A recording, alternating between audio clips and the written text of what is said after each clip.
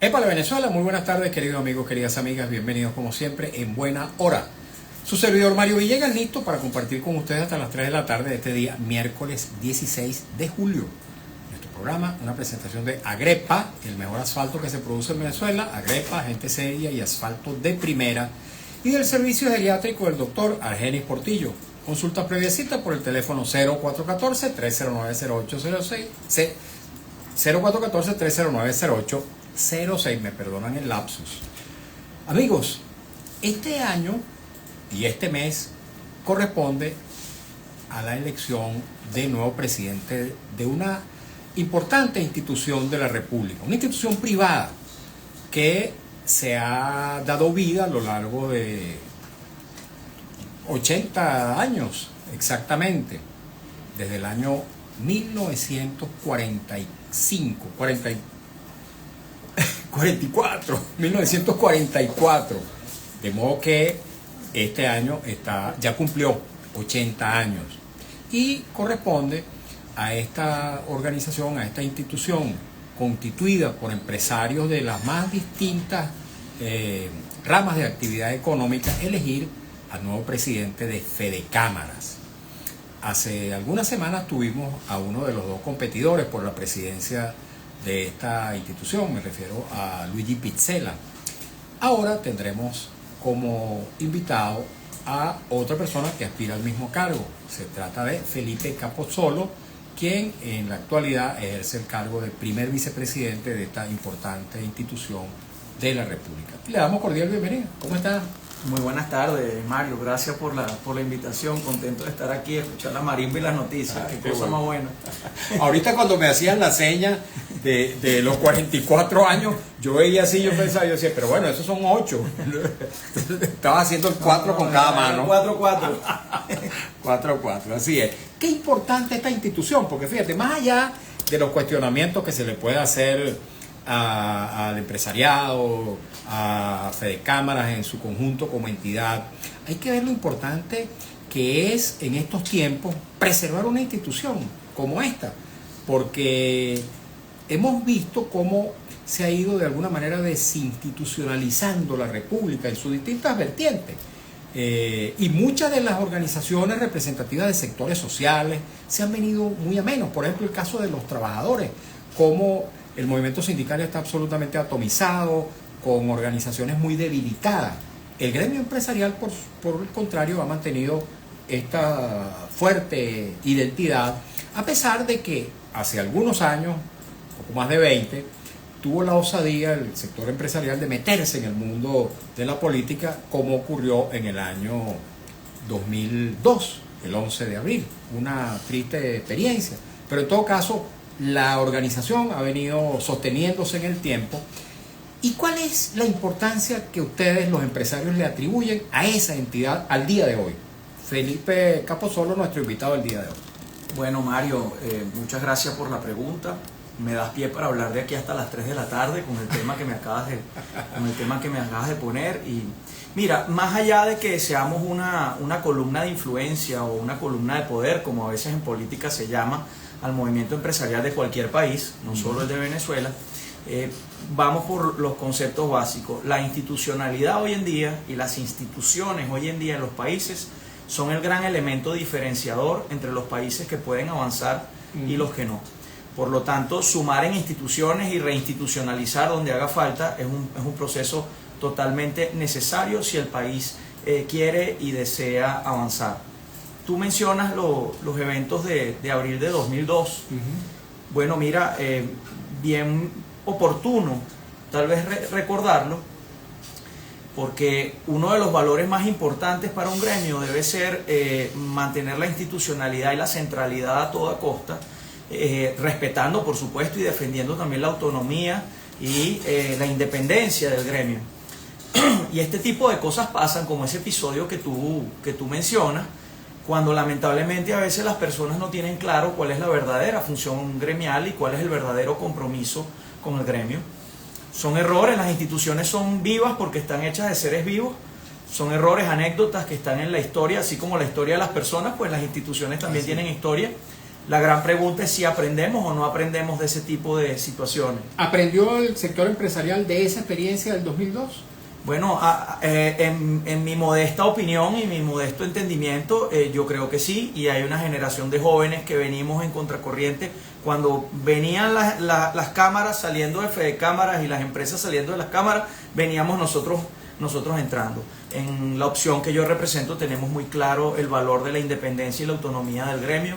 He sido parte del diálogo social y esa situación de atomización que tú comentas del movimiento de los trabajadores en Venezuela. Lo he visto, lo he palpado y creo que los trabajadores tienen que más temprano que tarde reunificarse y levantar también su columna de influencia de los trabajadores, que es totalmente necesaria. Quien pueda escuchar y pensar que no son necesarios los sindicatos de trabajadores, nosotros creemos que es todo lo contrario, son necesarios para generar balance, son necesarios para equilibrar.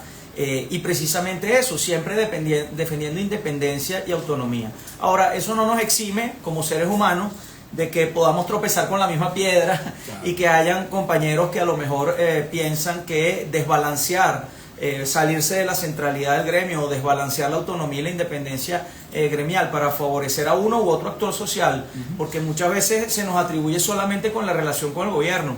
Pero hay muchos actores sociales. El desbalance no puede ser ni hacia una iglesia, ni hacia una academia, ni hacia un grupo específico, tampoco hacia la relación con el gobierno. Es importante tener buenas relaciones con el gobierno para resolver problemas, y queremos hacerlo, pero hay que buscar centralidad y balance, e ir a los conceptos básicos. Ok, hablando de los conceptos básicos, me gustaría hablar un poco acerca de los intereses del empresario como tal y de la entidad que los agrupa, por supuesto. Cuando una persona o un grupo familiar o un grupo humano se decide a crear una empresa, lo hace con el propósito de obtener alguna rentabilidad. Hay un interés, digamos, intuito persona, ¿verdad? O del grupo. ¿Cuánto de ese interés prevalece en el empresariado a la hora de definir sus rumbos de acción? Y me refiero específicamente a Fede Cámara. ¿Cuánto del interés de Fede Cámara le pone a favorecer a los empresarios en su búsqueda de rentabilidad, y cuánto le ponen en el interés de favorecer a la colectividad, a la nación como un todo? Bueno, muchas gracias por esa pregunta, porque esa pregunta la tenemos que manejar topográficamente o geográficamente, y te voy a explicar por qué. Okay. Debemos marcar bien el límite de interrelación de lo que es la función productiva, la célula básica de la economía. Así como la familia es la célula básica de la sociedad, la célula básica de la economía es la empresa. Pero hay que marcar un límite importante. Las empresas, por definición, son funciones productivas diseñadas para generar riqueza. Así es. Y esa es una primera discusión y un primer concepto. Luego viene la discusión de qué hace la sociedad y qué hacemos con esa riqueza. Cuando allí se trastocan los papeles y la sociedad quiere venir a decidir qué hacemos en la empresa antes de que se haya generado la riqueza, ahí vienen los problemas. O cuando la empresa quiere definir qué se hace con la riqueza creada ya cuando está en el terreno de la sociedad. Entonces, yo soy firme creyente de que hay que permitir que las empresas hagan su función, que por cierto está muy acotada. La sociedad está formada de múltiples factores y múltiples tareas y múltiples ámbitos de acción. La empresarialidad y la productividad es una de ellas, importante, pero es una de ellas. Entonces, yo soy de la opinión que a las empresas hay que permitirles trabajar, hay que permitirles cumplir con su función, y luego entramos en la discusión, bueno, riqueza creada, cómo es el justo proceso de distribución de la riqueza, respetando libertades, respetando pues una serie de intereses que hay allí. Recuerda que una empresa también es de alguna manera un ser vivo que está compuesto por gente, donde hay interesados, donde hay accionistas, donde hay directivos, donde hay trabajadores, donde hay clientes, usuarios, donde hay proveedores. Entonces es una célula viva de la economía de un país. Entonces tenemos que marcar bien esos límites y la función pues de cada uno de estos factores. Ok, el tema es importante porque en la relación productiva hay un factor que es el de los trabajadores, que, bueno, vende su fuerza de trabajo, pero no tiene la capacidad de imponer el precio, sino que el mercado, si se quiere, o el poder de la empresa y las políticas públicas emanadas del Estado son los que imponen esa realidad. Entonces, hasta qué punto el trabajador puede también aspirar a que de esa riqueza generada por la empresa o por las empresas haya también rédito para su beneficio familiar. Bueno, fíjate, sin entrar en temas filosóficos, No, porque bueno, por supuesto. si nos ponemos por el modelo No, económico y la economía de las percepciones, de los costos, es difícil.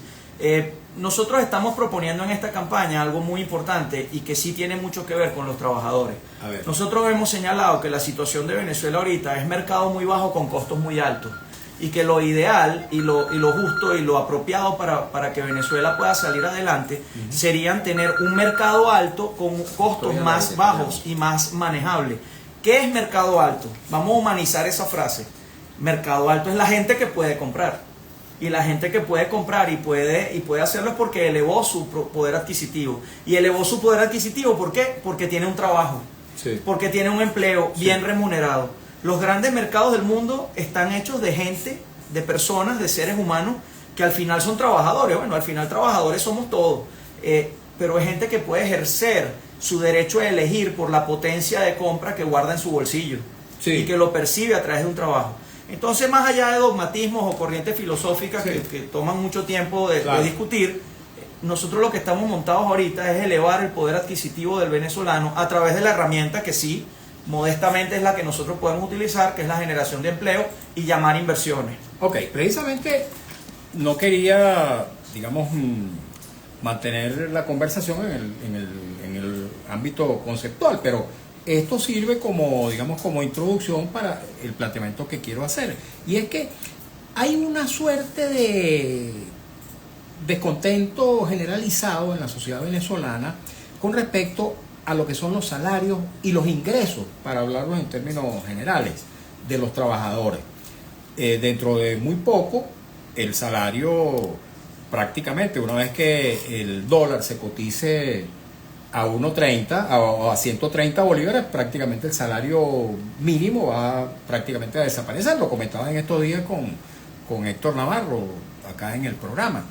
Entonces, los ingresos de los trabajadores no están, digamos, en la dimensión de sus necesidades básicas. Me pregunto, ¿el empresariado puede de alguna manera contribuir a que los ingresos de los trabajadores mejoren en una cantidad tal que la sociedad sea una sociedad equilibrada, donde, por cierto, las propias empresas se verán beneficiadas, porque en la medida en que el obrero, el trabajador, tiene mayor capacidad adquisitiva, pues genera más productividad, más producción en las empresas? Sí, Mario, fíjate, nosotros estamos totalmente comprometidos con ese balance y ese equilibrio. Nosotros somos totalmente solidarios con las aspiraciones de los movimientos de trabajadores, en el sentido de entender que los salarios en Venezuela no llegan ni siquiera a cubrir las obligaciones o necesidades normativas. Nosotros somos parte del diálogo social, somos una de las partes del diálogo tripartito, Sí. de gobierno, trabajadores y empresas. Con la veeduría de la OIT. Con la veeduría de la OIT, porque los tres miembros de la mesa formamos parte de la OIT. Ahora bien, definamos algo. Salario mínimo es una prerrogativa del gobierno nacional, no es una prerrogativa de la empresa. Las empresas estamos pagando ingresos, estamos permitiéndole ingresos a los trabajadores muy superiores a esa cifra que tú acabas de definir, porque ya se ha definido un mercado también para los trabajadores en este sentido y porque entendemos que esas no son cifras para nada manejables. No hay forma de que eso sea justificable de ninguna manera. Ahora, nosotros estamos haciendo nuestro mejor esfuerzo para remunerar de la mejor manera a nuestros trabajadores, porque entendemos que sin nuestros trabajadores no solamente no hay consumidores, es que tampoco hay hecho productivo, no podemos avanzar. Ahora bien, somos parte de este diálogo social. El tema de la justa reivindicación que aspiran los trabajadores sobre los salarios es uno de los temas. Luego está el tema del balance entre salarización y bonificación. También allí nosotros entendemos las justas demandas del movimiento de trabajadores, porque en su búsqueda de tener un mayor salario, buscar más equilibrio con el tema de las bonificaciones. Ahí sí tendría que decir que nosotros también entendemos la demanda, pero debemos tener cuidado porque no podemos comprometer la existencia o la sustentabilidad o la sostenibilidad financiera de las empresas, porque somos los que efectivamente en este momento estamos dando trabajo y venimos de una pandemia, venimos de 4 o 5 años pagando impuestos y trabajando para recomponer prácticamente a todos los sectores más importantes de la sociedad. Y entonces hay que tener cuidado, no hay que dañar a la gallina los huevos de oro, porque entonces todos perdemos.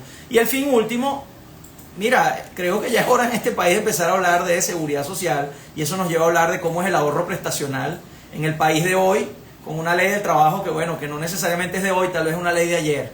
Entonces ahí se abre una amplia discusión donde nosotros participamos y buscamos el entendimiento entre las tres partes. Ok. Debo comentar que yo fui secretario general del Sindicato de la Prensa, fui antes secretario de Trabajo y Reclamo, tuve muchos años metido en el mundo sindical, de modo que sé el valor de la permanencia de las empresas como fuente de trabajo, fuentes de empleo y fuentes de riqueza para la sociedad, todo, de modo que comprendo perfectamente el interés en que las empresas se fortalezcan, se robustezcan en beneficio también de la sociedad toda. Me pregunto, el papel de las políticas públicas, ¿están ustedes conformes con las políticas públicas que han sido puestas en práctica en el curso de los últimos años por el gobierno? ¿Se favorece la producción y la productividad con estas políticas en general? Bueno, fíjate tú, sin duda alguna, nosotros estamos allí sumando a que el país mejore. Estamos proponiendo dos políticas públicas que consideramos nosotros el gobierno nacional debería evaluarlas para asumirlas como políticas de Estado. Lo primero, la regionalización, que ha sido una bandera a lo largo de toda la campaña, porque nosotros entendemos el país como un todo y visualizamos un país multifoco, un país multipolo, un país donde las regiones tengan una prevalencia, porque en las regiones está la gente, en las regiones está la comida, en las regiones está la riqueza, en las regiones está la juventud, en las regiones está la fuerza, la sangre de este país, la fuerza. ¿Y cómo se expresa esa regionalización en las políticas públicas? Bueno, tenemos que buscar que la inversión y los proyectos se crucen en la provincia y que los recursos vayan a la provincia y que muchos de los recursos que allí se generan también puedan ser distribuidos de manera equitativa. Así como yo te hablo de distribuir la riqueza una vez creada, te hablo también de la justa distribución de la riqueza en la provincia. Entonces allí estamos hablando de llamar a todas las cámaras de Venezuela. Tú sabes que en cada pueblo de Venezuela hay una Plaza Bolívar, aparte de la escultura.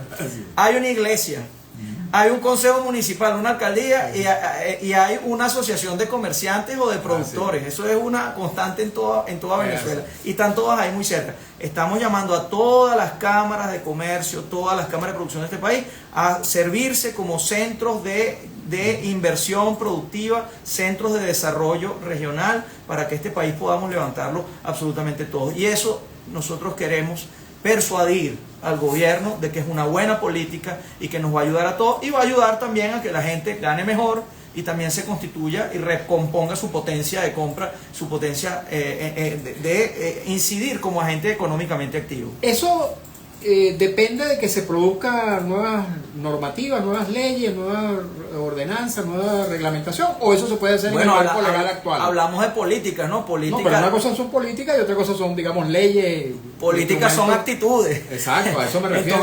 Entonces sí, nosotros creemos que las condiciones están dadas totalmente para que podamos avanzar hacia mira, este país, desde el año 1914, cuando se explota la primera gota de petróleo de manera comercial, cuando explota el Sumaqui, al día de hoy emprendió un proceso vertiginoso de urbanización. Hoy en día somos uno de los países más urbanizados, si no de América Latina, del mundo. Y este país se urbanizó, pero no se desarrolló. Cuando tú ves las economías del mundo, tú ves que esas son economías de países que tienen altos índices de ruralidad. Entonces cabe la propuesta, ¿qué pasa si nosotros ahora invertimos el proceso y vamos a un proceso de re-ruralización, de exaltar el valor de la ruralidad como una palanca de desarrollo? Y eso lo puede hacer la empresa privada, y nosotros no vemos qué resistencia pueda tener ni este gobierno ni ningún gobierno en privilegiar ese tipo de políticas que nos puede fortalecer. Ok, esa es la primera propuesta, la regionalización. ¿Cuál es la otra? Bueno, mira, ya hablándote más como empresario y como gremialista, nosotros aspiramos que en los próximos años aquí emprendamos de la mano del sector público y privado una lucha contra la informalidad que definitivamente nos ayude a producir a más bajo costo, que nos ayude a tener más mercado, que nos ayude a emplear más gente y que también ayude al gobierno nacional a tener más contribuyentes y de más calidad. Creo que el proceso de formalización del país nos conviene a todos. Se viene hablando desde hace muchas décadas del llamado monotributo. Bueno, ese es para los emprendedores, es una manera de verlo, pero no me refiero solamente a que los emprendedores paguen un tributo y se constituyan como contribuyentes. Yo también estoy hablando de que muchas prácticas informales en el país dañan a todos los sectores, al sector industrial, al sector comercial, al sector prestador de servicios, al sector de transporte. Todos los sectores tienen una bestia negra llamada el informal, o el tramposo, o el vivo.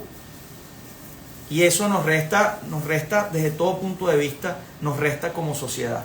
Entonces, allí sí hay que ir de la mano con el gobierno nacional porque necesitamos que sea una política de Estado, bien sea como lo quieras llamar, lucha contra la informalidad o formalidad como política de Estado.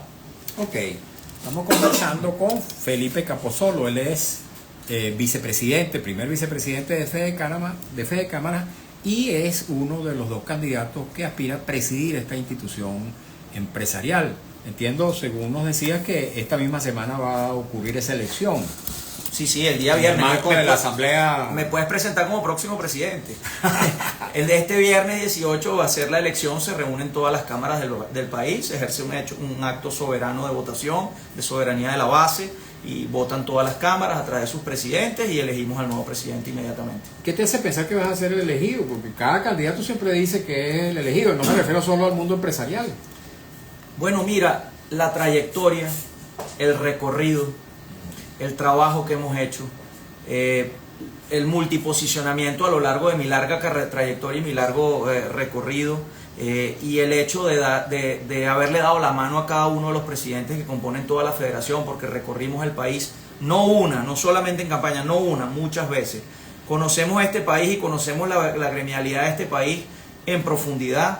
Conocemos los problemas, sabemos las soluciones y realmente podemos decir que encarnamos el sentimiento de la base de Fede Cámaras de lograr un cambio de visión empresarial que realmente haga que la federación y que la influencia de Fede Cámaras que esté en el bosque esté más cerca de los empresarios y más cerca de las cámaras de base, hasta la cámara que esté en el lugar más recóndito de Venezuela. Fuimos a Tucupita, fuimos a Tumeremo, nos metimos en los Andes, llegamos hasta Mérida con todo y que no habían vías de acceso.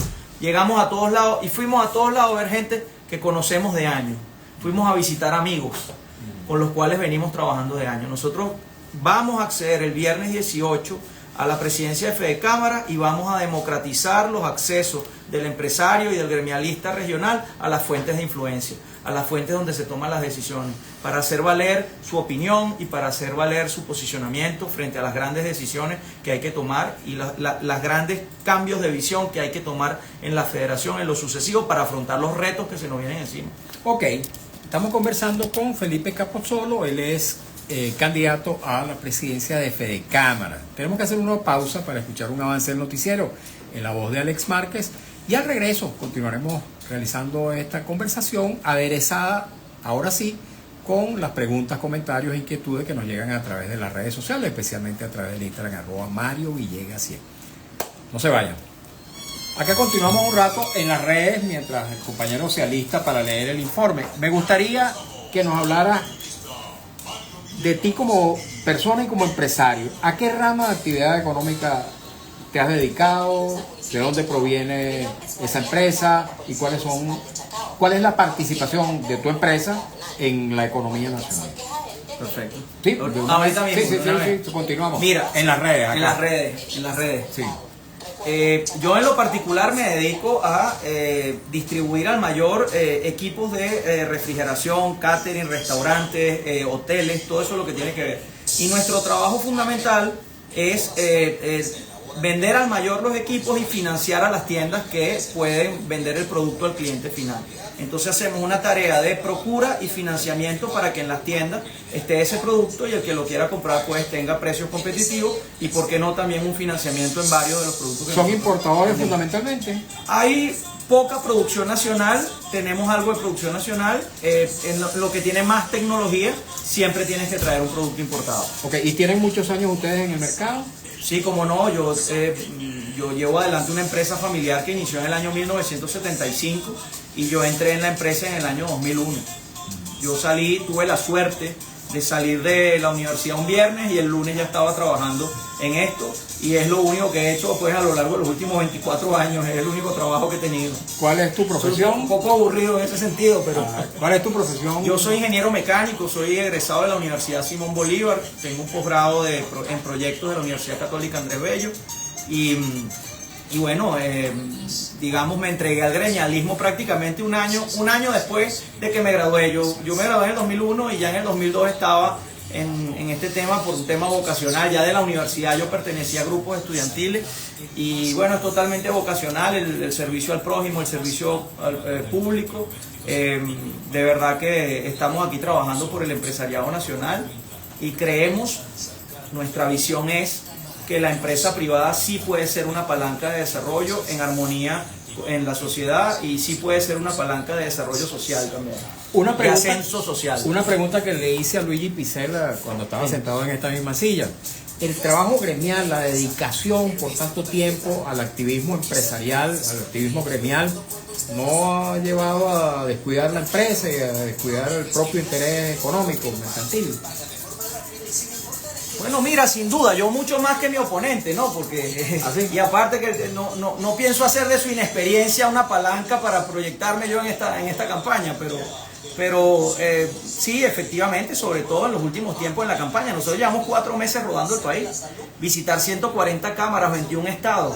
¿Cómo haces eso? Eso es viajar todas las semanas y prácticamente viajar la semana completa para poder llegar a todos los sitios donde quieres llegar. Pero la familia entiende que es un momento conclusivo de la carrera, la familia entiende que es un momento en el cual se requiere del apoyo y gracias a Dios tengo una familia que me apoya en esto, una esposa maravillosa que me apoya, mi hijo también me apoya y está muy pendiente de lo que está pasando ahorita. Sí, efectivamente tienes que abandonar muchas cosas. ¿Qué significa para ti ser presidente? En mi empresa están expectantes también. ¿Qué significa para ti o qué significaría ser presidente de Fede Cámaras? Mira, para mí ser presidente de Fede Cámaras es ser el servidor número 1 de la federación. Yo pienso en la federación no como una pirámide, sino como una pirámide invertida, donde el primer servidor es el que está abajo y es el presidente y el que le da soporte a todo el mundo. Yo pienso que la visión moderna del gremio es prestar servicio a los demás. Yo creo que si yo logro prestar servicio a los demás con los proyectos que estamos proponiendo, finalmente no hay manera de que mi empresa no esté mejor y de que las empresas de todos estén mejor. Insisto, yo veo a la empresa privada venezolana como palanca de desarrollo socioeconómico. Ok, vamos a escuchar ahora sí a Alex Marco. Dindón, dindón. Óptica Martínez y Pulido, sucursal Valles del Tuy. Está en la búsqueda de un optometrista certificado. Puede comunicarse al 0412-205-3827. Radio Rumbo, la emisora de Venezuela, presenta la información al momento en Notirumbos, el periódico impreso en la radio.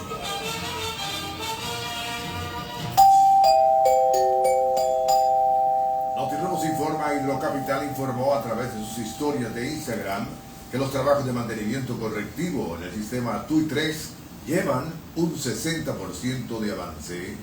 Notirumbos informa, el gobierno del presidente Trump reanudó los vuelos de deportación de inmigrantes a terceros países con el envío de 5 ciudadanos de Vietnam, Jamaica, Laos, Yemen y Cuba a la nación africana de Eswatini.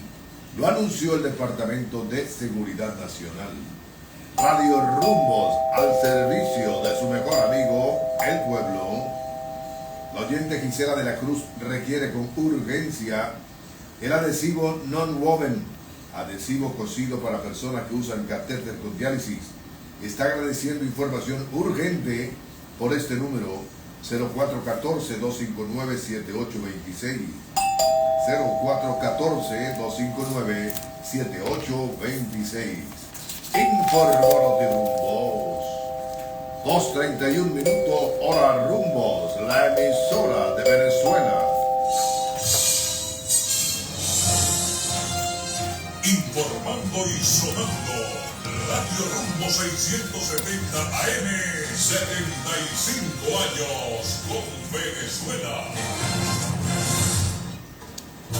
Seguimos en Buena Hora por Radio Rumbo 670 AM. 75 años con Venezuela.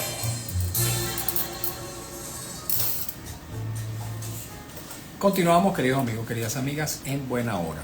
Y es momento de hablarles del servicio geriátrico del doctor Argenis Portillo. Como siempre, recomiendo ampliamente este servicio porque conozco de la calidad profesional y el compromiso existencial que tiene el doctor Argenis Portillo con la salud de los adultos mayores.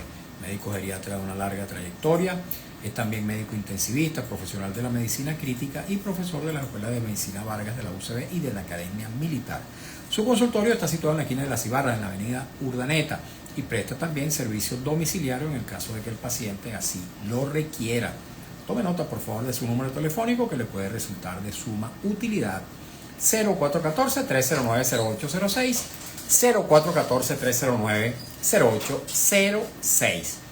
Y continuamos, amigos, conversando con Felipe Capozzolo, candidato a la presidencia de Fede Cámara, organización empresarial de la cual es en la actualidad su primer vicepresidente. Voy a incorporar de una vez, Felipe, algunos de los comentarios que nos hace nuestra audiencia. Dice @LarrySarno13. Eso lo crearon ustedes, ese informalismo. Luego dice Nelson Siempre 52, buen tema y entrevista. El bienestar es tarea de todos, Estado, empresa y trabajadores. El exceso de impuestos no ayuda al emprendedor a formalizarse. José B. Rivero G. dice, saludos Mario, saludos a Felipe, mis mejores deseos de éxito y que logre la presidencia de Fede Cámara. Será un nuevo rostro que significará un entendimiento en el desarrollo bipartito en Venezuela. Hablando de bipartito, ¿por qué bipartito y no tripartito? Lo correcto es que sea tripartito. Así es, por eso que lo sea pregunto. Tripartito, el diálogo social es una estrategia ya universal, una estrategia mundial para resolver conflictos. Incluso a veces hasta para resolver conflictos que van más allá del ámbito laboral. Eso es importante tenerlo en cuenta. La OIT es una institución que tiene más tiempo que la ONU, tiene más de 100 años ya. Entonces es una herramienta que no debemos subestimar y pudiera ayudarnos mucho en Venezuela en los próximos años. Ahora, hablando de bipartito... No me quites la pregunta. No te la voy a quitar, pero fíjate, hablando de bipartito, aquí he tenido varios dirigentes sindicales como invitados y ellos dicen que hay una suerte de entente, de confabulación entre el gobierno y el sector empresarial para impedir que se eleven los salarios con retroactividad en las prestaciones sociales para garantizar esas prestaciones. Mira, ¿Eso ciertamente funciona así? No busquemos teorías conspirativas para lo que todos podemos ver claramente. Yo lo dije hace unos minutos. Nosotros estamos claros sobre la necesidad y la justa demanda de los trabajadores venezolanos de buscar equilibrios entre salarización y bonificación. Estamos inclusive acompañando ese tipo de luchas. Pero claro, nosotros tenemos que estar claros de que no podemos poner en juego la existencia, la sostenibilidad financiera de las empresas a cuestas de llegar a un nivel que no sea de balance en ese sentido.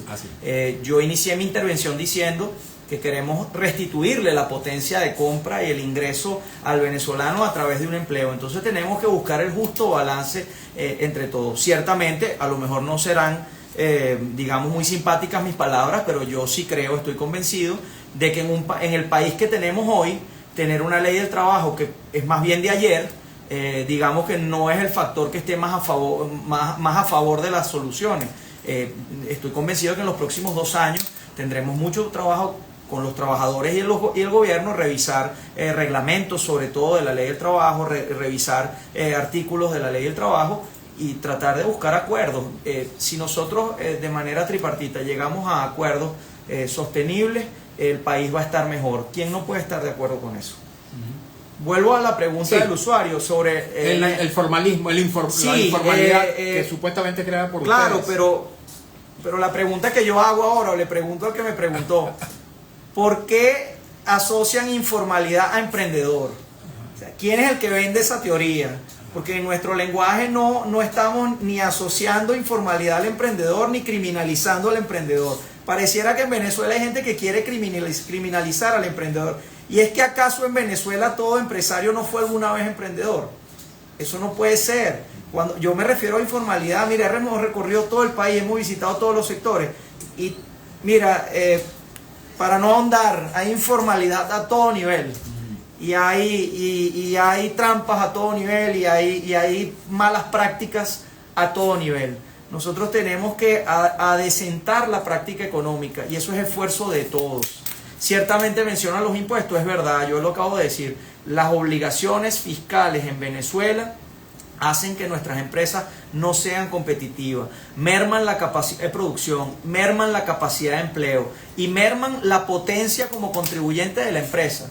Entonces te estoy mencionando un problema que afecta a los trabajadores, un problema que afecta a los empresarios y que le interesa al gobierno también, porque si merma su capacidad como contribuyente, también el gobierno sale perdiendo. Los tres salimos perdiendo de la informalidad. Fíjate, tú acabas de hacer una afirmación importante, que ustedes pretenden adecentar la práctica económica. Te pregunto, ¿ustedes se autodepuran cuando hay malas prácticas económicas en el seno del propio empresariado nacional? De los miembros de las cámaras y de la federación. Es deber de un gremio y de una institución recordar siempre que las leyes están para cumplirlas, las normas están para cumplirlas y sobre todo, y esto ya es un código muy empresarial, los acuerdos están para cumplirse. Eso es una máxima. Y vamos al hecho económico ahora. El hecho económico se basa en la confianza.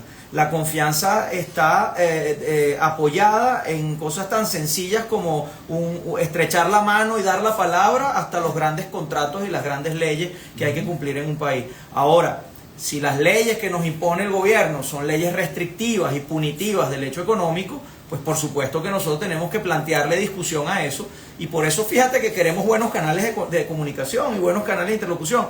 Eso no es para saludarnos o para hablar de trivialidades o para hablar pendejadas. No, nosotros queremos resolver problemas gruesos y el costo de producción en Venezuela y muy influido por los impuestos, las cargas fiscales, especialmente las municipales, es un tema grueso que tenemos que discutir. ¿Para qué queremos discutir entonces? Nosotros venimos, hay que recordarlo, fíjate, tú me sacaste el episodio Carmona al principio, venimos de un punto de máxima desconfianza a un punto donde a veces inclusive, y entiendo la gente que a veces lo ve, no se ven los límites entre la relación personal y la relación institucional, y eso no abona en institucionalidad. La institucionalidad es tener un diálogo profesional, efectivo, eficiente, estratégico, con agenda abierta a los sectores, que se le pueda hacer seguimiento para tratar temas difíciles. ¿Para qué es el diálogo social? Para tratar temas difíciles, no para trivialidades. Entonces, el tema de la formalidad, el tema de los impuestos. Mira, en Venezuela se habla de que la carga de impuestos supera el 50% del ingreso operativo de las empresas. Después le tienes que quitar gastos, después aparecerá la ganancia en alguna parte. No. Y entonces, bueno, ¿cómo creces? Porque la gente asocia ganancia y retorno de la inversión a simplemente el enriquecimiento de un grupo. Y eso no es así. Ahí está metida también la capacidad de reinversión.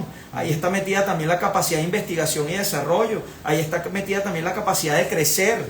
Entonces, si las empresas no crecen, vuelvo a lo mismo. Daña al empresario, daña al trabajador y daña al Estado venezolano. Tú sabes que en general muchos de los líderes políticos que abogan por un diálogo nacional, en el que obviamente tiene que estar el gobierno, se esgrime el argumento de que ese diálogo no puede estar constituido solamente por los liderazgos políticos de los partidos, y claman porque en ese diálogo, para que haya, digamos, un cumplimiento pleno de la Constitución y que incluso se avance hacia la posibilidad de una transición en paz, en ese diálogo supuestamente deberían estar también los trabajadores, el movimiento empresarial, las iglesias, las universidades, la academia, en fin. ¿Ustedes como empresarios consideran conveniente participar de un diálogo de esa naturaleza o ustedes creen que debe reservarse el empresariado solo para discutir temas de tipo económico? Sin duda alguna, Mario, el diálogo que nosotros proponemos y el progreso que nosotros proponemos es 360 grados.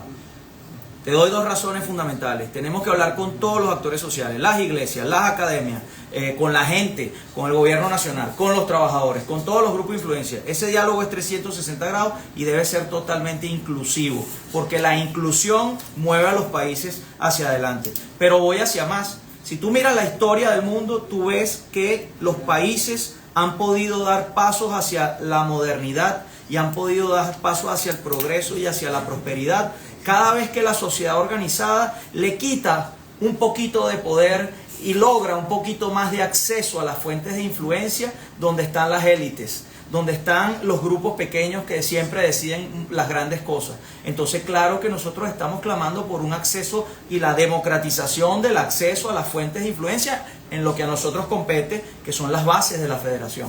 Ok, en estos procesos electorales, por ejemplo, ¿ustedes tienen una opinión que dar? El proceso electoral que viene, el municipal, por ejemplo, ¿qué le recomiendan ustedes a los empresarios o a la sociedad? Bueno, mira, los deberes ciudadanos son situaciones que aborda cada persona en lo particular. Nuestra especialidad es el hecho económico, nuestra especialidad es el hecho productivo, y yo el llamado que puedo hacer a votar en este momento con total pertinencia es a todos los empresarios y a las cámaras de comercio y producción de todo el país a que apoyen el proceso electoral de este viernes 18 en Valencia, donde vamos a elegir al nuevo presidente de Fede Cámara. Ok, fíjate, un tema que toca a través del Instagram de Radio Rumbos, León del Valle, dice: ¿qué puede informarnos de ese fondo que el gobierno exige para pensiones más dignas? Aún no se aplica esa política de mejora. Hay que recordar que, no sé si desde hace año y medio aproximadamente, un par de años, el gobierno estableció un impuesto del 9% como un aporte de los empresarios para favorecer la elevación de las pensiones. ¿Eso se está cumpliendo cabalmente? ¿Qué destino ha tenido ese recurso que se recaba mensualmente?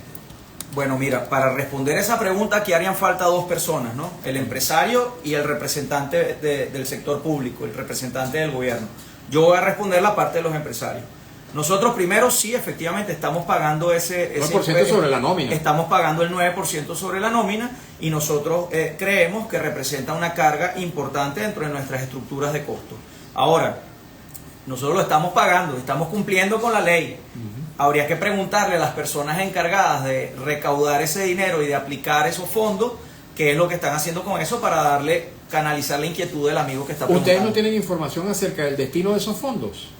Nosotros tenemos información de que el destino de esos fondos es el que enmarca la ley que fue sancionada para que nosotros diéramos ese tributo, aportáramos ese tributo. Nosotros confiamos en que la ley se está cumpliendo y que las autoridades competentes de aplicar, encargadas de aplicar esa ley, lo están haciendo correctamente. Okay, pero no tienen evidencia de que eso esté ocurriendo. Eso hay que preguntárselo a alguien del gobierno.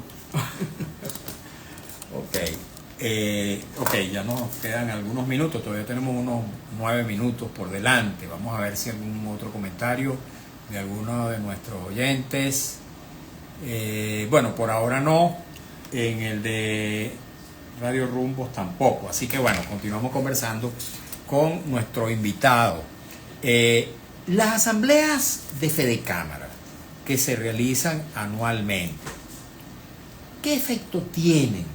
¿Son acontecimientos más bien, digamos, de cordialidad empresarial, de confraternidad, o tienen algún efecto real sobre la economía cada vez que se reúnen los empresarios en estos eventos anuales? Bueno, mira, la verdad que es la primera vez que me preguntan acerca de la incidencia de una asamblea en la economía, pero me das pie a darte una respuesta que realmente coincide con lo que debe ser. Si algo ha caracterizado a Fede Cámaras y lo comentábamos al principio, así como un ser vivo y una organización viva pues tiene sus momentos difíciles, también tiene sus momentos de brillo. La asamblea de cada 2 años, sobre todo, es un momento de brillo para la institucionalidad empresarial de Venezuela. No la anual, sino la bianual. Todas las asambleas anuales, pero la asamblea bianual, la que ocurre cada 2 años, tiene una particularidad, que es que se eligen las nuevas autoridades. Y yo te comentaba cuando estoy aquí, bueno, si Fede Cámaras tiene 80 años, ha tenido 40 presidentes. Puntual y religiosamente, cada 2 años viene un proceso de alternancia. Viene un proceso donde cambian las autoridades. Se hace un proceso de votación, que a veces puede ser por unanimidad, otras veces puede ser por contienda, como es este caso. Pero al final de aquí, vamos a salir fortalecidos porque vamos a salir con una nueva directiva luego de un proceso electoral y plural donde todos tienen acceso. Entonces, robustecer nuestra institucionalidad desde el punto de vista de la alternancia, desde el punto de vista, y aquí quiero usar el concepto, digamos, más filosófico del asunto, la inclusión, la colegialidad, la continuidad que se da al regenerar el proceso de renacimiento de la institución constante. No confundir la continuidad con el continuismo, por ejemplo, claro, que es un error muy fácil de cometer en estos días. Eso le da un nuevo aliento a la institución, hace que venga un proceso de renovación de fuerza y que la institución salga fortalecida. ¿Quiénes te acompañan en esta plancha, en esta fórmula electoral empresarial? Bueno, en esta cruzada me acompañan los valientes Francisco López, expresidente de la Cámara Inmobiliaria de Venezuela, el valiente José Manuel Alejo, expresidente de Fede Cámaras Lara, un regional, y la valiente Monique Lofredo, expresidente de Fede Cámaras Anzoátegui, otro regional más. Somos dos regionales y dos sectoriales porque hablamos de regiones y las tenemos en la directiva. ¿Y por qué dice valiente? Porque lo que se nos viene es un trabajo y hay que ser valiente, hay que ser capaz, hay que amar el país. Hay que ser, como dice mi equipo, hay que ser audaz en estos tiempos e inteligente para hacer buenos planteamientos. Ok, fíjate, todavía tenemos otro comentario, dice @jaorta357. Ya que está hablando de formalización, lo pone entre comillas, de las empresas, ¿qué opina de las lavadoras formales que tienen federados? Y no hablo de electrodomésticos. ¿A qué se referirá? Mira, toda aquella persona que esté cometiendo algún hecho ilegal o fuera de la ley sabe que tarde o temprano la ley lo va a alcanzar. No tengo mayores detalles para comentar sobre eso. Bueno, recuerdo que Gonzalo Barrios decía en los tiempos de la llamada Cuarta República que detrás de actos de corrupción siempre había un empresario de por medio, siempre había un hombre de grandes recursos. Bueno, mira, yo creo, así como estigmatizar de informales a los emprendedores, estigmatizar de corruptos a los empresarios, no, por supuesto no tiene lugar en este momento. Creo que los empresarios hemos dado muestra de estar comprometidos con el país. Mira, cuando aquí tuvimos el proceso de pandemia, no faltó el producto en el anaquel. Y eso no es gracias, y con todo el respeto a los chinos, ni a los iraníes, ni a ninguno de otro país, eso fue gracias a los empresarios venezolanos. Y los empresarios que vamos a la asamblea el viernes, estamos yendo el viernes a la asamblea porque nos vamos a quedar aquí y porque vamos a seguir trabajando por el país.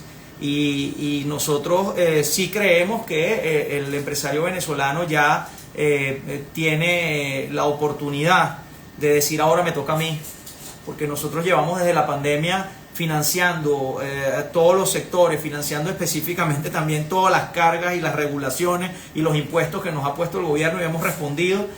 Yo creo que ahora hay que revisar un poco, ha llegado el momento porque de revisar un poco ese estado de las cosas en cuanto a las cargas fiscales, no a cambio de nada, lo queremos a cambio de empleo, a cambio de prosperidad. ¿Por qué? Porque las tendencias y las megatendencias que están ocurriendo en el mundo, sobre todo con todos los cambios geopolíticos que están ocurriendo, nos exigen tener empresas fuertes, nos exigen tener empresas competitivas, nos exigen tener empresas que puedan emplear a los venezolanos. Fíjate, a propósito de que mencionas algunos países con los cuales Venezuela tiene relación, nos quedan todavía unos minuticos. Me gustaría que opinaras acerca de estas medidas que ha estado tomando puntualmente el presidente Donald Trump de los Estados Unidos respecto a varios países del mundo a los cuales le ha ido aplicando según su gusto algún tipo de aranceles sumamente elevados. ¿Qué efecto puede tener eso sobre la economía venezolana? Bueno, mira, más allá de opinar sobre la política de otro país, que se verá con el tiempo si eso realmente le funciona a ese país, es el gobierno de ese país, ellos tendrán las cuentas con sus ciudadanos si eso les funciona o no. Desde el punto de vista de Venezuela, el tercer mercado exportador de Venezuela es los Estados Unidos. Primero estamos exportando a Brasil y luego estamos exportando hacia China. ¿Cuál es la recomendación con los exportadores? Bueno, tratar de diversificar mercados, evaluar si alguno de estos aranceles que está poniendo los Estados Unidos nos perjudican, porque resulta que estos aranceles nos los ponen a nuestro producto, pero también al de los demás. Entonces puede ser, hay que hacer un análisis comparativo de tu producto, porque puede ser que el que le pusieron al otro es más alto que el que te pusieron a ti, y puede ser que dentro de la calamidad saliste bien. Entonces el análisis es producto por producto, pero aún así yo siempre recomiendo a los exportadores diversificar mercado. Ciertamente los Estados Unidos es el mercado por el cual se pelean todos los países del mundo, es el mercado más grande. ¿Por qué? Porque tiene gente que tiene capacidad de endeudamiento y capacidad de compra. Entonces es legítimo que nosotros también busquemos eso para nuestra gente. Mira, 2 preguntas finales. La primera, ¿en qué se diferencia la plataforma programática que tú presentas al electorado de Fede Cámara de la de tu contrincante, de la de Luigi Pizzella? Sí, mira, en cuanto a legitimidad de planteamiento, la legitimidad de nuestros planteamientos están apoyados netamente en una clara marca de independencia y autonomía del gremio. Eso es lo primero que podría decirte.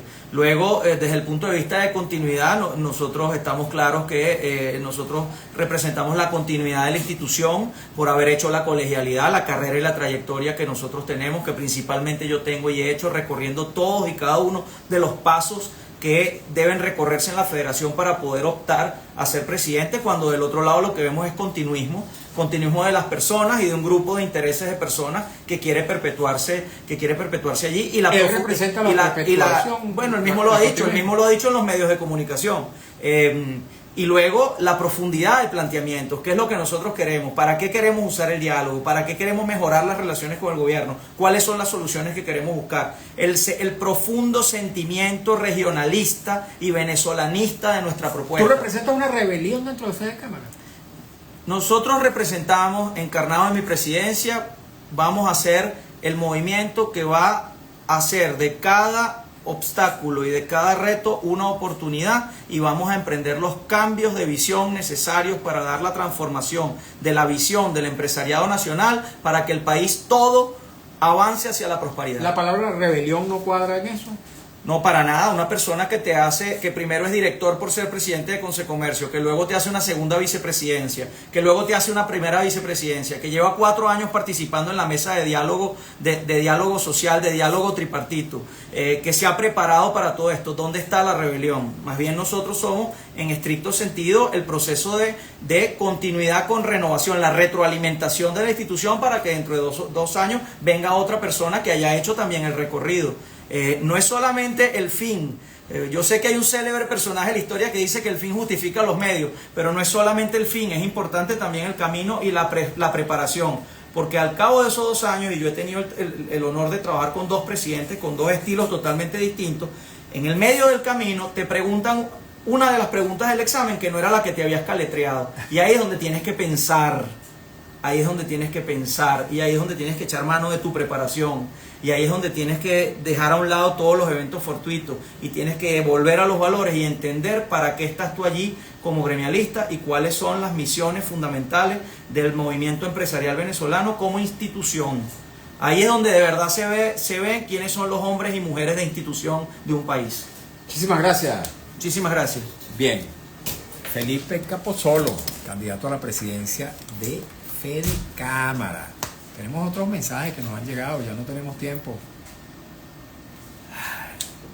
Bueno, lamentándolo mucho, llegaron después de que concluyó el espacio destinado para esta entrevista. Tengo que despedir porque ya vienen nuestros compañeros Marco Rivera y Aymara Higuera a ocupar su espacio. Hemos trabajado para ustedes con mucho cariño, como siempre, de la dirección de Radio Rumbos, Elsa Siciliano, en la jefatura de prensa Luis Alberto Albornoz. En los controles, Javier Villarreal, en la lectura de las informaciones, Alex Márquez, en las redes sociales de Radio Rumbo, Marcos Rivera, frente a los micrófonos, su servidor Mario Villegas, con V de Venezuela. Nuestro programa, una presentación de Agrepa, el mejor asfalto que se produce en Venezuela. Agrepa, gente sería asfalto de primera, y del servicio geriátrico del doctor Argenis Portillo. Consulta previa cita por el teléfono 0414-309-0806, 0414-309-0806. Tengan todos y todos muy buenas tardes.